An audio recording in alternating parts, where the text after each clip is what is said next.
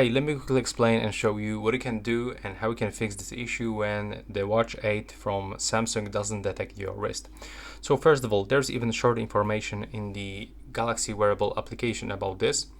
When you go for the notifications, go to the help with notifications, we can find this information, notifications while watch not worn, or no getting notifications.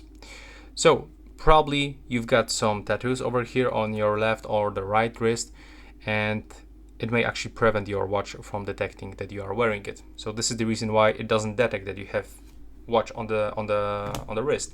You can try to put it a little bit higher.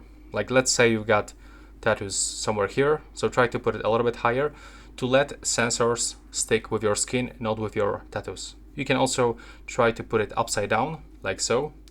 Yeah, sometimes people wear watches like this, so we can rotate and check something, but you can also try to change wrist. Yes, you can also use this one on the left or the right wrist. There's an option to change orientation. But if you are wearing this properly, you don't have any tattoos here, just make sure that you fast it like this, so properly,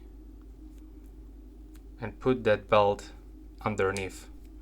So now when you move your watch like so, it's not swinging around, it's not moving around, it's just sticking with the sensor on your screen.